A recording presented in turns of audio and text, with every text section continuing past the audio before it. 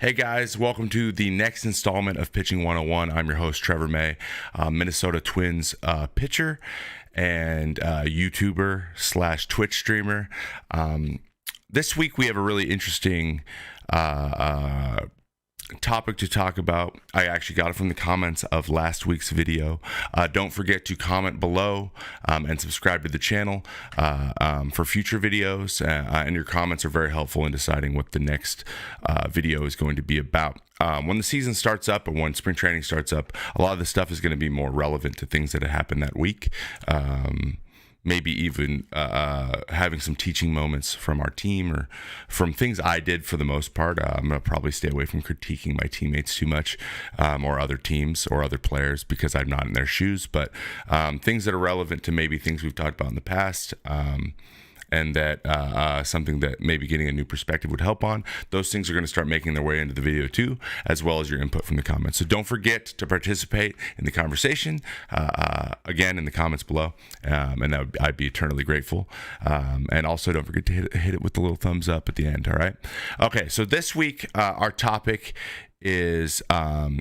about I saw the comment and I knew immediately that's what we're going to do this week on is the differences between quote unquote pitching to contact and going for swings and misses.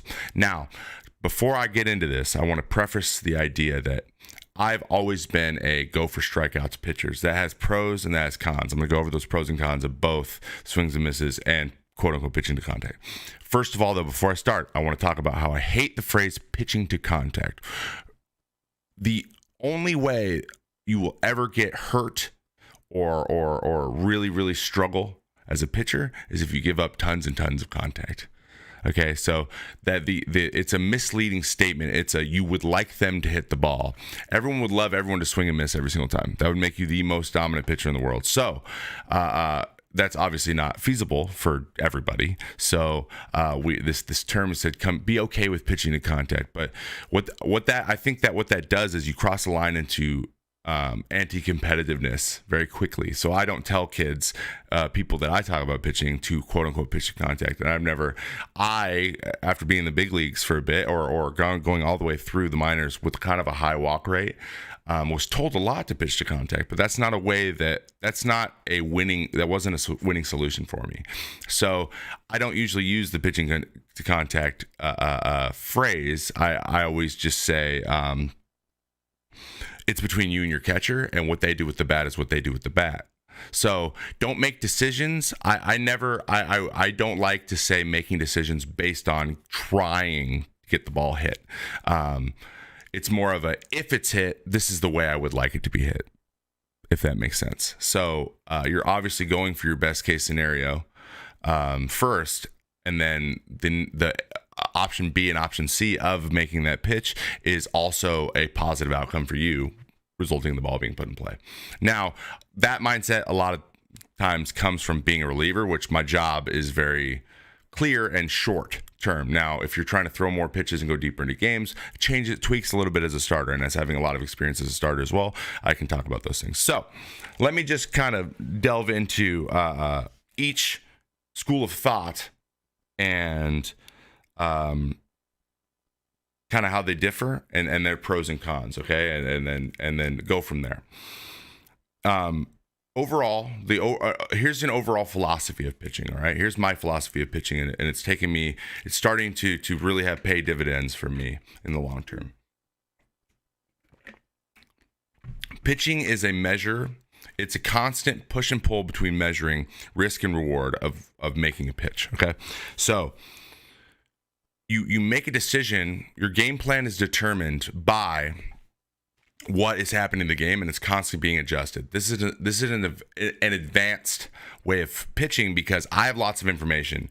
I have lots of scouting reports. I have lots of people to ask questions for. I have a lot of resources, and a lot of people don't. But if you can start to develop this philosophy and then find that information on your own, you will develop as a pitcher as quickly as you get experience, basically. So it is literally a measure of risk and reward. You make a pitch, I pick a pitch, I then weigh what worst case scenario will happen when I throw this pitch, and what is the best case scenario has happened that'll happen when I throw this pitch, and what are my chances of achieving those two things at this point? So the ideal situation is low risk, high reward. You have a fastball that plays into someone else's swing really, really well. They don't hit your fastball very well, and where you locate well and then where you miss when you miss are both things that are not going to hurt you against that hitter. That is ideal pitch to throw. For example, someone who doesn't hit high spin rate fastballs up in the zone, I am very strong against.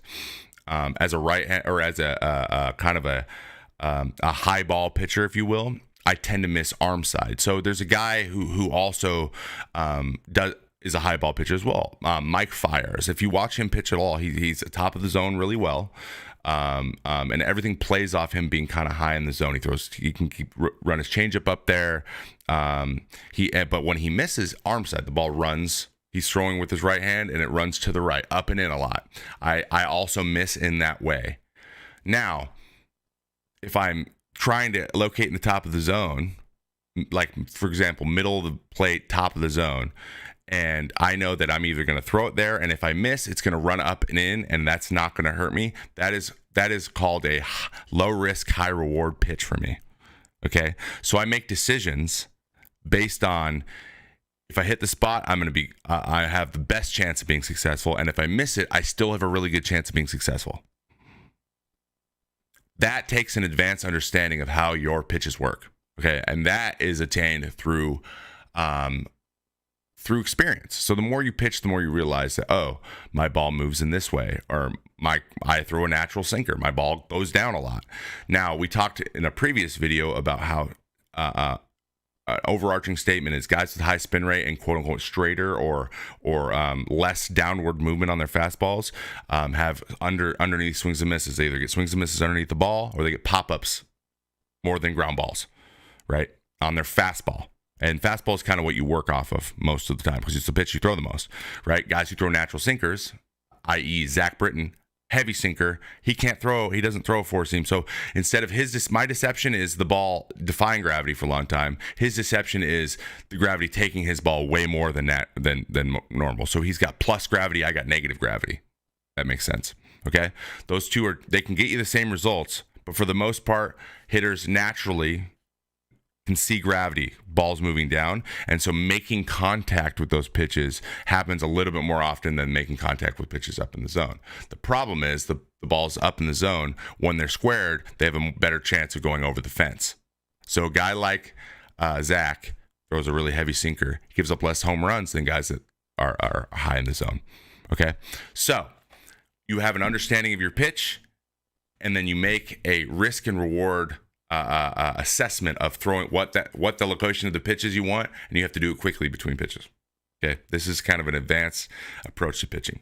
Now, pitching to contact versus swings and misses. When do you want these outcomes? This is kind of an old school way of thinking about pitching, and it does make sense. There are those two schools. There are people that you can kind of shift them into each group. Pitchers fall in one of the other usually. They're high strikeouts or they're low strikeouts, but they pitch lots of contact. They can be successful, right? And they get lots of ground balls, and they get lots of quick outs, and they go deeper into games, and so on and so forth. They eat a lot of innings, and they're guys who are 200 innings plus, but their strikeouts aren't necessarily the highest in the world. And then there's guys who are hybrids, like Mike Scherzer, right? He can do both. Roy Halladay could do both. He threw games where he throw Maddoxes and he strike out 3 guys and threw 9 inning shutout complete game. And then there was games where he struck out 15. He was able to do that and that same game, right? And he's kind of in a class of his own. That's what you see, those Hall of Fame type guys. So when we talk about why we throw these pitches and the advanced understanding of how your stuff moves and how your stuff plays into the outcome you want. I am a swing and miss guy. I go for swings and misses because 2 reasons. I'm in the bullpen, and me throwing 25 pitches is okay as long as I get 0 in 1 inning. I have to throw 1 inning. Now, me throwing 25 pitches as a starter in 1 inning will severely limit my innings for that day. And my job not only includes I have to throw zeros and I have to eat innings, but as a reliever, you have to throw zeros. For the most part. Sometimes you got to eat a couple innings. The starter got pulled out early. You got to throw 2, and you got to be a little bit more economical. But for the most part, especially back-end bullpen guys, if they need to use more pitches to get the job done that day, they do it. And that involves getting swings and misses and getting zero value out of at-bats for hitters. If you can get a strikeout, usually they're not advancing a runner. They're not moving anyone over. They're providing zero value with the strikeout. Right. And that ideally as a back end reliever like me is important. So that is why I subscribe to that side of things, because my job and my role dictates that would make me the strongest over time that I can be in that role if I go for those things. Now, starters, for the most part, have a little bit more pitch to contact. But like I said, they make risk reward decisions about the pitch they want to throw. And contact comes into that risk evaluation more. For example, you've thrown 15 pitches in an inning. You have no outs. You've had 2 guys just battle the crap out of you. You walked 1 and 1 hit an infield single. There's nothing you can really do about it. You made a bunch of good pitches. It just didn't work out. But now, and I'll use a guy like, I think he would be more than happy for me to use him as an example here, Kyle Gibson. Kyle Gibson is a friend of mine. He is a sinker guy. This past year, he actually threw a lot more four seams and they played off his slider because his slider has more depth. And he had more strikeouts than he's ever had. But for the most part, in this situation, there's only a handful of guys that are as good as Kyle at getting 2 outs with 1 pitch. That is a high value situation that doesn't involve a swing and miss, right? So he would either like a strikeout because that's an out, but he gets 1 out and he's still around 20 pitches and only has 1 out. Or he can throw 1 pitch and get 2 outs and be right back on track of having a quick inning and then coming back out the next inning with still a low pitch count. That risk and reward, he might be more likely to say, okay, I'm going to throw more sinkers to this pitcher or to this hitter so that I may get a ground ball here. I would like my outcome to be a ground ball more than a strikeout because it'll keep my pitch count down. So that is a situation where you would be pitching to contact, but in reality, he is just factoring in contact being one of his high reward outcomes from the pitch. That's all it really is. Okay? So you have to be able to work pitch by pitch and make these assessments and create your game plan based on that. All right? So how does this factor into the overall process of pitching? Okay. I did a podcast episode called AFE. A lot of you guys should go back and check it out. It is phenomenal. It is a philosophy that I kind of developed when I was in AA. Because I just needed to take the next step. I really struggled in AA, and it was a more mental than anything, right? But really, it broke down the process of throwing a pitch into 3 steps. You analyze, you make a plan, you focus, you allow yourself to then lock in on that task. Like I talked about in the last video, it's setting a task and having a purpose, right? You lock in on that task, and then you execute. You do everything that physically that you do in bullpens. You let your body then take care of getting it done. Now, a lot of times you do it so many times that there's a ton of times where you just don't execute. But when an outcome happens, excuse me, when the outcome happens, you can usually attribute it to, was my game plan incorrect? No, it was good. I stick by that game plan. Was my focus there? Was it? Yeah, it was there. Was my execution there? Nah. Then when something negative happened, execution. If you say, yes, that checks out, my plan was good, yes, my focus was good, and I executed the pitch, and he still hit it, well, guess what? He just did the exact same thing that you just did, and he won.